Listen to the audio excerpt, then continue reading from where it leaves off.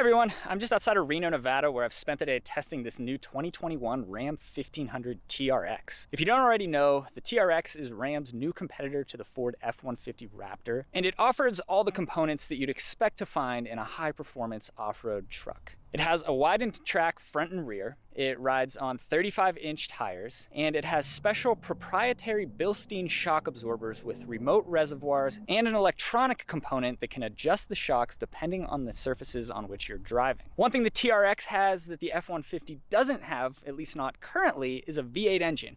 And it's not just any V8 truck engine, it's the 6.2-liter Hellcat supercharged V8 that in this vehicle at least puts out 702 horsepower and 650 pounds-feet of torque. That power is sent to the wheels via an 8-speed automatic transmission. This thing has paddle shifters, it has launch control, it has a bunch of different driving modes. It's pretty much the craziest new vehicle you could buy today. I've gotten to put over 100 miles on it today. I've done a lot of off-road driving. I'm actually at this place called the Wild West Motorsports Park. That's this network of dirt track that is pretty much entirely off-road. There's no asphalt track at all at this place. It's just an off-road playground. So without further ado, let's take a tour of the TRX. We'll go exterior, then interior, and then I've got a bunch of clips that I'm gonna splice in here of on-road driving experience, off-road driving experience. We took this thing off some jumps. We drove it on this dirt track. We tested out launch control, did a little rock crawling. It's been a long, fun day. So obviously this thing wears, well, significantly different styling than your average Ram 1500. Up front, it wears the Ram word mark in place of a Ram logo. And you can see that the letters are hollowed out to allow for better airflow. Now, the Ram 1500 Rebel has the Ram word mark up front, but the whole fascia is completely different between the two vehicles. You can see that supercharged 6.2-liter V8 requires a lot of cooling, so you've got vents here, an active air dam here, and then like I mentioned, air can flow through the grille. Also, since this vehicle is over, I think it's 80 inches wide, this thing is 88 inches wide. So since it's over 80 inches, it needs these 3 amber lights across, well, visible somewhere between the front and the back. Unique headlights, wider front fenders. You can see there's airflow through the fenders there. These are the optional beadlock capable wheels. So they're not beadlocks in their current form, but they're beadlock capable. So you can take this ring off and put on a Mopar ring that makes it actually a beadlock wheel. You can kind of see the shocks here. You can actually see them better in the back. Something I really like is that they've developed this pseudo rock rail slash side step. So it's a rock rail, meaning that it protects the rocker panels from the underside, but it also has this little lip on it that you can use to step into the vehicle. A lot of times these trucks will come with just basic side steps, and if you're ever gonna do any real off-roading with them, you gotta just get rid of those side steps, and then the rocker panels are left unprotected. So by combining rock rails with a side step, Ram has actually probably saved most people a little bit of money. Here we can get a better look at the Bilsteins. So you see, got Bilstein, TRX, Blackhawk E squared, 35 millimeters. And then here, Ram Active Terrain Dynamics, similar to the setup on the F-150 Raptor. To the eye, these look heavier duty, but either way, these high performance full-size off-road trucks have some really advanced shock absorbing setups. So you can see there's a braided steel cable here, and then I believe the oil reservoirs are back there. And then the electronic component, you can see this cable right here. So they can adjust. Yeah, took these things off of jumps and they did not bottom out.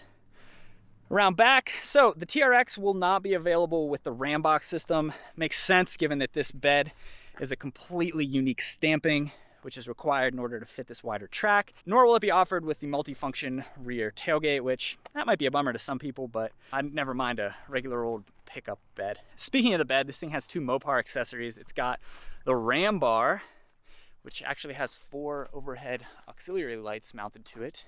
And then it's got the bed mounted trophy truck style spare tire carrier. So the spare would normally go under here. We've got 2 spares actually. So there's still a full-size spare underneath, and then there's a second one in the bed here. So there's a total of 6 wheels and tires being carried on this truck. If you've seen a regular old Ram bed before, then this is going to look pretty familiar. Let's hop inside. Okay, it is October, but it's Nevada, so it's still pretty hot. Let's turn this thing on. Ready?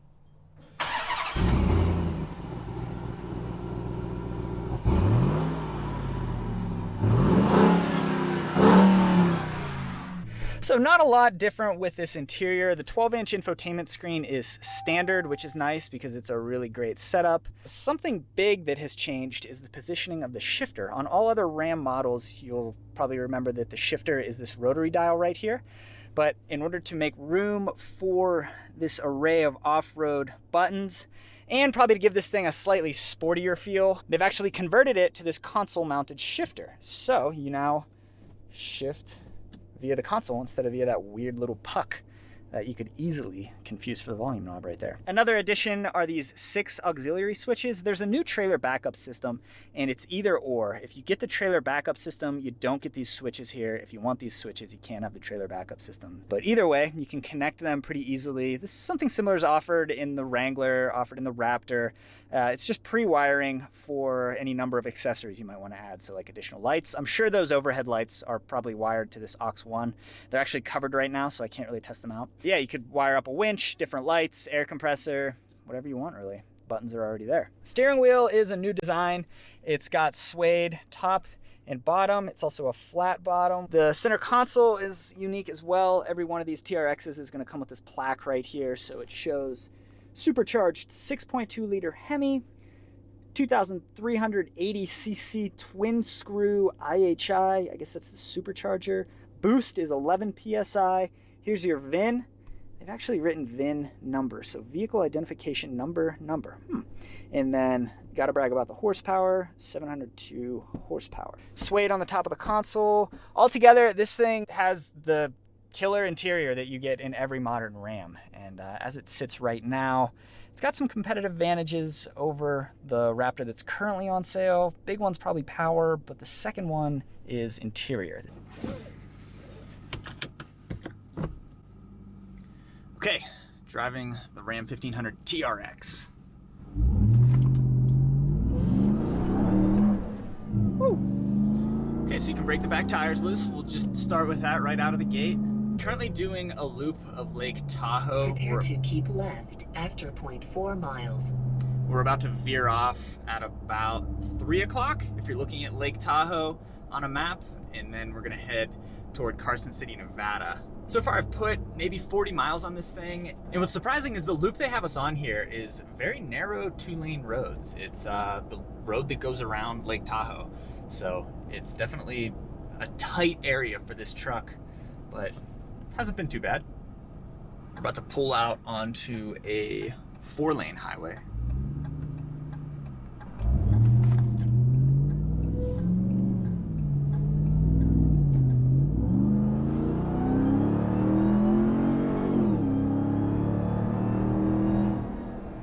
There's 60 miles per hour. I didn't have it completely floored. 0 to 60 time is quoted at 4.5 seconds.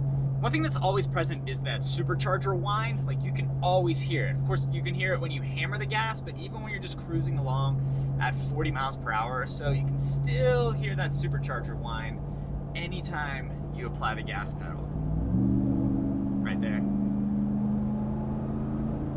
That said, this thing is not bad to drive at normal speeds. Power doesn't come on as abruptly as it does in turbocharged engines, at least from my experience. In a turbo, you hit the gas and there's a momentary delay, and then all that power comes on at once. With the supercharger here, it feels more linear. Even though we're on a 4-lane highway now, it's still a little bit windy. The nice thing about these off-road performance trucks is that the suspension is great off-road, but it also tends to be pretty great on-road. Like the F-150 Raptor, this suspension has an electronic component, and they're able to adjust when you go around turns to help with body roll. I think it makes a big difference. Things like manhole covers, potholes, speed bumps, I don't know if that's a good thing or a bad thing, but all those things are just eaten up by this suspension. You barely notice that they're even there. Paddle shifters on this thing are interesting. They are a unique shape because FCA loves their buttons mounted to the back of their steering wheels for adjusting the radio. So those would be in the way of the paddle shifters. So to get around that, Ram has designed like parentheses shaped paddle shifters. So you can use them from the top, you can use them from the bottom, but they're not really on the back side of the steering wheel because those buttons are there. Another thing about the paddle shifters is that they're actually set up for performance. Comparing this to the F-150 Raptor, even though that's a performance truck, the paddle shifters are set up to lock out upper gears if you so desire. If you're towing and you want to stay in one of those lower gears rather than go up into, in the case of the F-150, 8th, 9th, 10th gear. This truck though, they work just like they do in performance cars, meaning that if you want to downshift, press the left paddle shifter and you downshift. You want to go up, press the right one and you go up.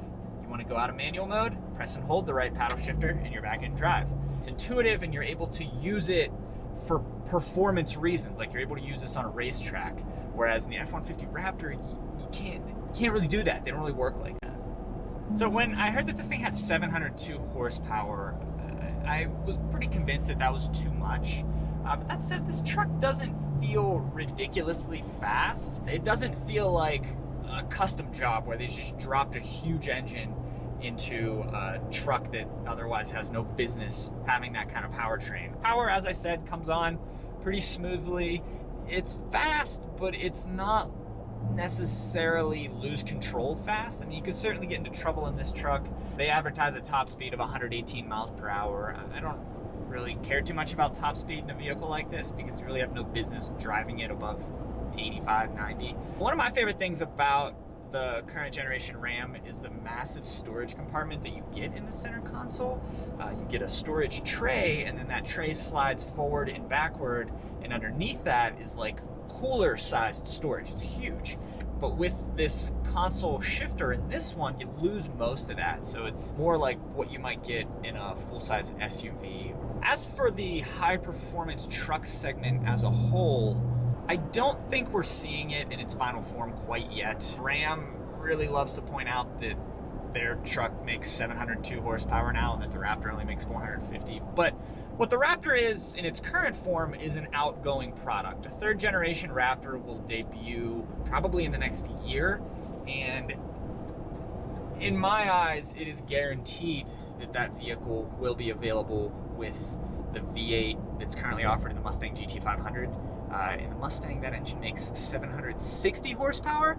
So I have to think it'll probably make about that in the Raptor. So while Ram here can enjoy offering the most powerful truck ever for the next 6 or 8 months or so, I think when Ford drops the new F-150 Raptor, it's going to trounce this thing in terms of power.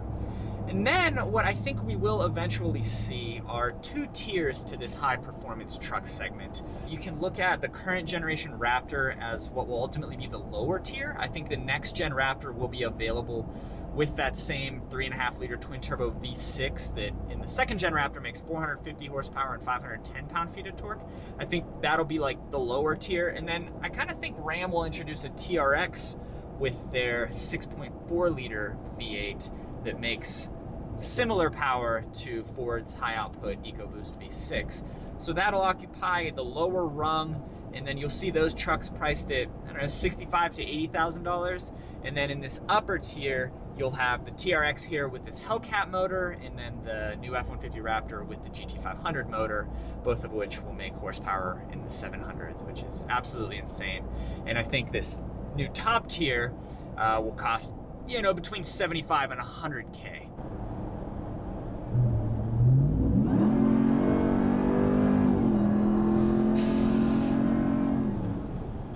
Okay, yeah.